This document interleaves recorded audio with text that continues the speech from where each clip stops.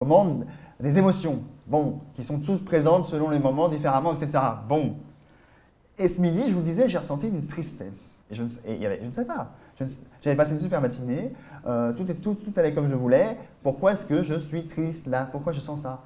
Et hier, je suis tombé sur un article d'Olivier de Magde, que nous accueillons en ce moment sur l'antenne, qui va donc nous en parler.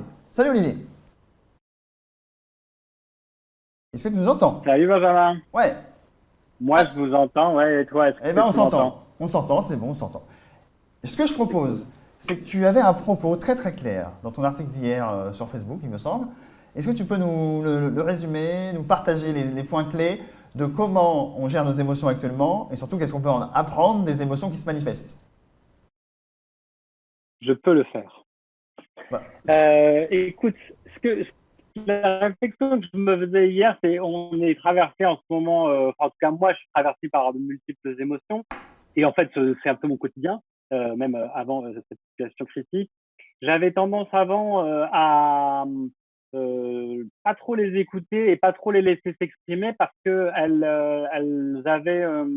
elles s'exprimaient d'une manière tellement extravagante qu'elles me coupaient un petit peu du monde.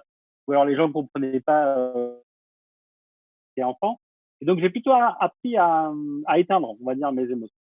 Et récemment, j'ai compris deux, trois trucs. Je me suis rendu compte que ça pouvait être intéressant, vu que j'avais atteint une certaine maturité à 40 ans, de se dire en fait, je peux maintenant leur laisser un peu plus de place, c'est pas dangereux, mais surtout, je peux prendre du recul vis-à-vis de ces émotions et me poser la question qu'est-ce qu'elles sont en train de m'apprendre sur moi.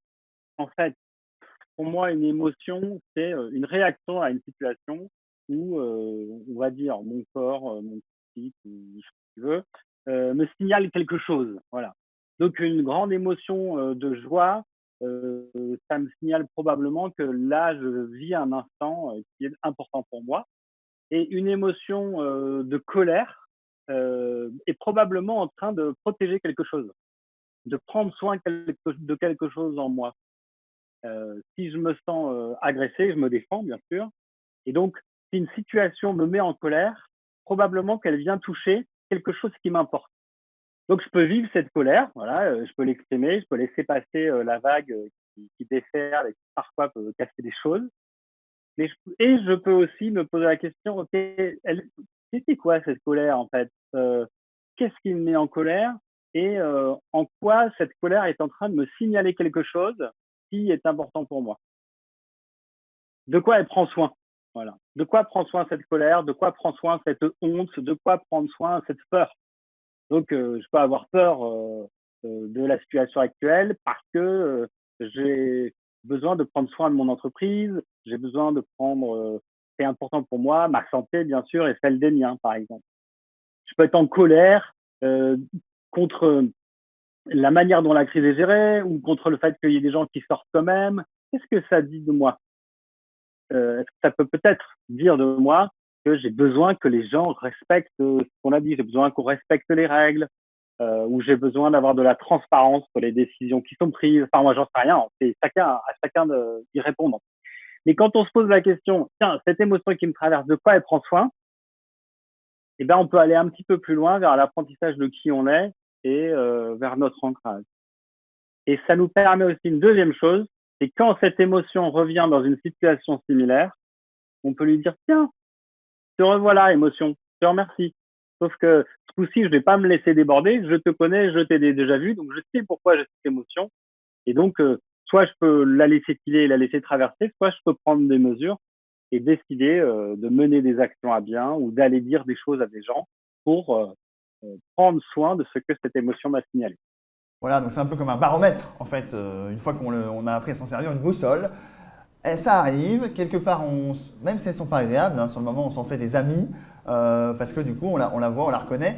Et du coup j'ai envie de t'emmener dans le contexte actuel. On l'a dit au tout début de l'émission, on n'est pas tous égaux dans l'espèce de confinement, selon avec qui on habite, où on habite, dans quelles circonstances. Est-ce que tu peux nous dire un mot sur peut-être en parlant de ton cas ou d'autres cas que tu aurais, les émotions que ça génère et quelque part, qu'est-ce que ça dit de nous et qu'est-ce que ça dit de nos manques surtout? Qu'est-ce qu'on est en train de vivre en ce moment collectivement? En méta peut-être, ou méta et toi? Bon. Écoute, j'ai pas trop d'avis. Moi, peux percevoir des choses, mais elles m'appartiennent tellement que je t'avoue que je suis pas sûr d'avoir envie de tirer une conclusion sociologique de la situation. Je crois que c'est à chacun de se poser la question. En quoi je me sens restreint Par exemple, moi, je me rends compte que euh, finalement, je ne dispose pas de beaucoup plus de temps qu'avant, parce que je travaillais beaucoup chez mes clients ou chez moi. Mais ceci étant, mon temps est moins normé. J'ai moins besoin d'aller à l'école pour les enfants, j'ai moins besoin d'avoir moins de rendez-vous, etc. Et donc, je me rends compte en analysant ça que dans mon quotidien d'habitude, je passe beaucoup de temps mental à être frustré d'être contraint dans le temps, de devoir dire à 4h30 je dois être là, là. Et je me rends compte à quel point j'arrive à faire beaucoup plus de choses lorsque ces contraintes ne sont pas là, alors que c'est des contraintes qui me prennent assez peu de temps. Mais le fait de me dire j'ai ça à faire et j'ai ça à faire, ça, ça me contraint assez fortement. Donc c'est ce que je suis en train d'apprendre en ce moment, c'est que finalement j'ai pleinement le temps dans mon quotidien habituel et pas dans le quotidien aujourd'hui de faire tout ce que j'ai à faire si j'accepte de ne pas être stressé ou en colère lorsque j'ai une contrainte temporelle.